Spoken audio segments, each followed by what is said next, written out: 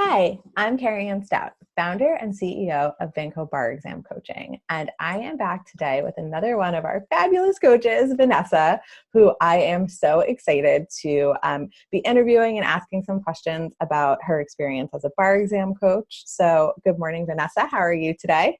Good. How are you? We're up bright and early. So let's just jump right in with our first question and get these folks some information. This is my favorite question because I feel like people think we're insane for choosing to do bar prep like over and over again. Who does that? So why, in your very busy life, and you are, I would say, busier than the average person, why do you choose to spend your limited free time doing bar prep? I had a bar coach when I took the bar exam, and I realized like how important it was, how essential it was. And I just want to be able to give back and, give another person that's taken the bar exam that opportunity to have someone that's like, walking with you, coaching you through the process, helping you, conquer any hurdles that you encounter. So I wanted to be a coach because I thought it was really important to give back and have someone help someone through that experience. Paying it forward. Paying it forward. I love that.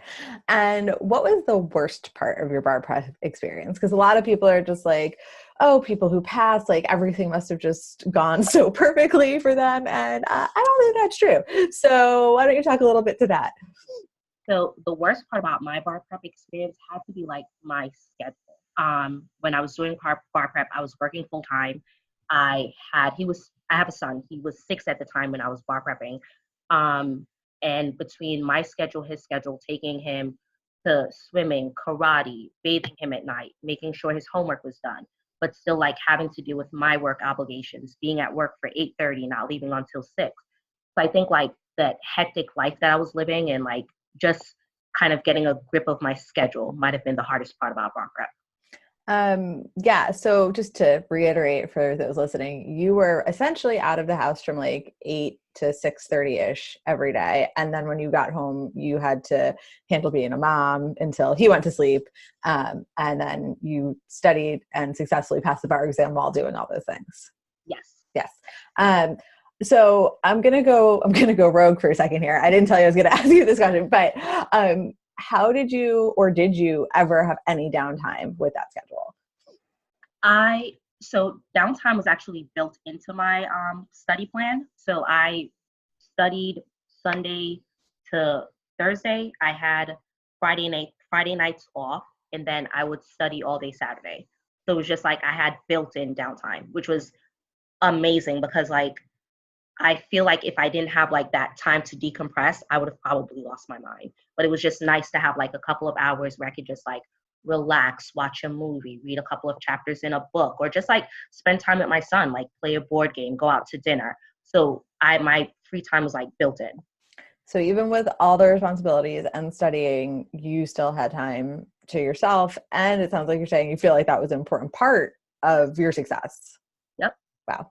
Super woman, super mom. So let's talk about some advice that you might have for people taking the bar exam. So what's kind of a trap that you see bar takers fall into? I see bar takers fall into two traps. One, thinking that there's only one way to bar prep. I don't think bar prep is one size fits all. I don't think I would have been successful if I sat around watching videos and just reading notes. It doesn't like coincide with my learning style, so that would not have been helpful.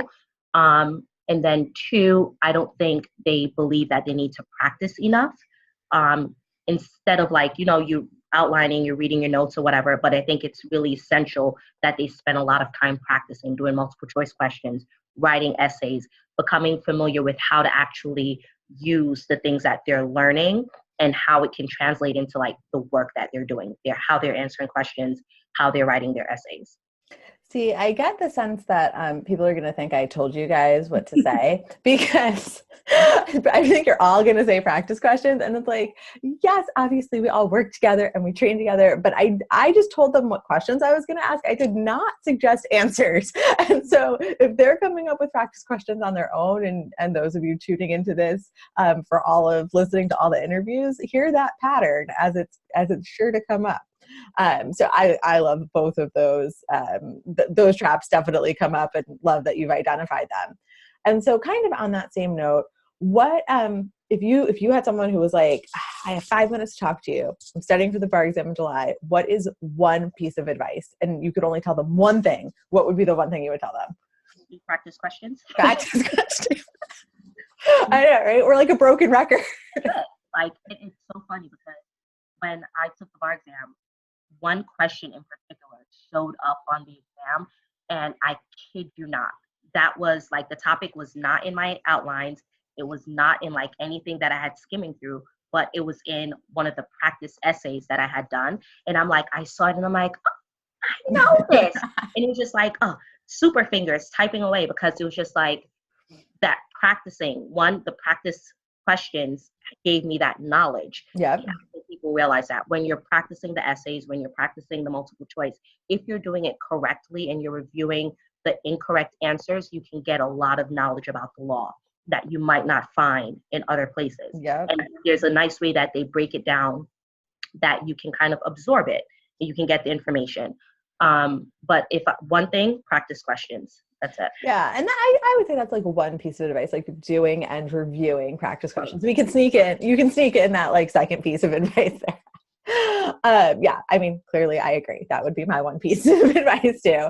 And so the last part is just because part of these are to just let people know a little bit more about the Vinco community in general is, what do you love about being part of this company? You could choose to spend your time doing this with somewhere else. And so what maybe makes Vinco different or special in some way?